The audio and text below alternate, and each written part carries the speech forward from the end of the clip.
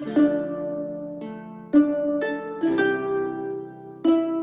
round of questions. The first round goes to MP Poilievre. You have the floor for 5 minutes. Thank you very much. My question is for Mr. Wudrick. As my apologies, MP Poilievre, do you have? I do not. Okay, could you get closer to the mic, please, and I'll restart the clock. Yes. Can you hear me now, Madam Chair? One moment. I'm just checking with the interpretation services. I'll hold the clock. One moment. La traduction se fait bien, madame. Oui, d'accord. Merci. Je suis quand même surpris par... The translation is coming through, but I'm curious. The MP Poilievre wants to pose his question. I'm sorry to surprise you, my dear friend Sébastien. I talked to you about a challenge in public finance in general.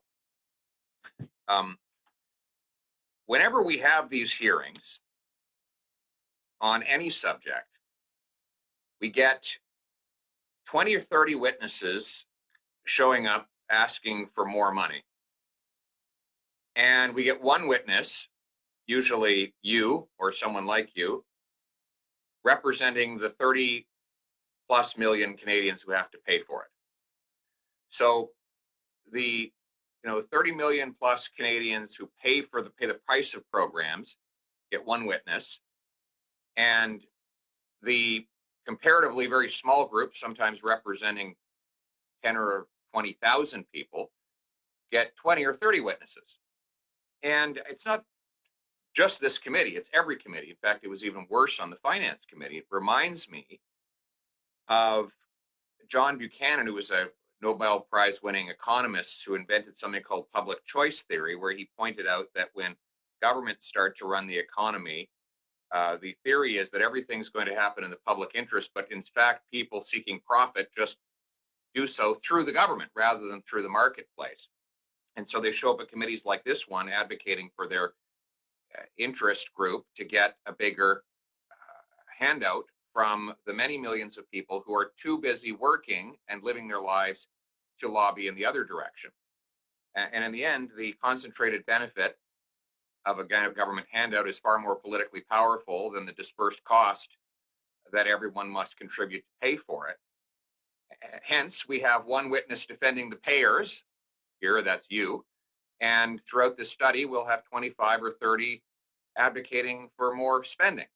Do you have any suggestions on how we can redress this balance so that the people who pay the bills in this country, the working class folks who put in the hours and earn their wages, and the small business people across the land are not continuously outnumbered by those who want to draw from their pockets?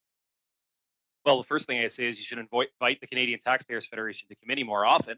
But aside from that, I think it's incumbent on the members on the committee and all members of Parliament to remember that fact, to remember that, and I don't want to take anything away from the people who appear at committee. You're all dedicated to your craft, and I'm sure all your reasoning is in earnest, and you believe in what you're saying.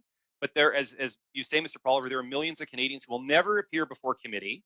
And it's incumbent upon members of Parliament to remember that it should not always be the squeaky wheel that gets the oil. Right. No, you're right. And just pour le répéter en français. I could repeat in French for Mr. Lemire. Always during sessions such as these, there's 20 or 30 witnesses who want more money. And there are 30 million Canadians or more who have to pay the bill. But those 30 million persons have only one witness come to committee.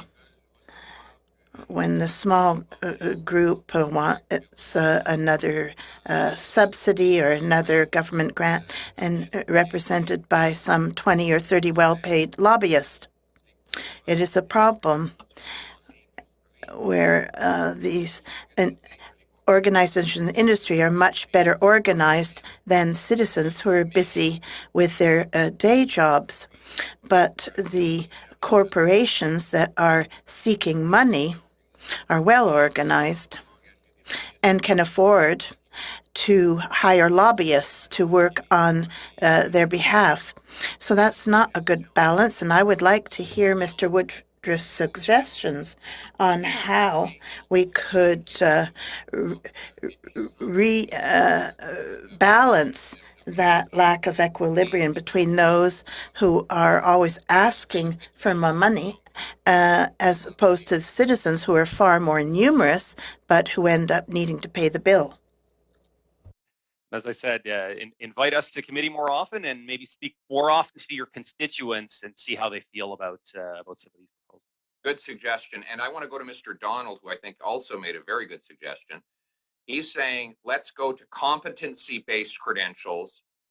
What can you do rather than just hours-based credentials? And I want to ask you, Mr. Donald, do you think this is a principle that could be extended? Because we have very qualified immigrants who come to this country. MP Poilievre, MP Poilievre, you're out of time. Could you quickly wrap it up? I'll wrap it up. We have very qualified immigrants and military veterans who have a whole series of qualifications that don't get recognized, even though they are qualified, because they don't have the finances or the time to redo all of their training and get a permit to work in a given profession or trade. Do you think we could extend your principle of competency-based credentials to those types of situations as well? Absolutely. Very, very quickly. Thank you. Absolutely. And you can have a AME, an engineer from Lufthansa who's been working there for 20 years on an Air Canada aircraft, come to Canada, and his credentials aren't recognized by Transport Canada because they can't validate what he studied, not his competency, but what he studied 20 years ago in Berlin. I agree with you completely, Mr. Poilievre. Let's fix that. Thank you. Agreed.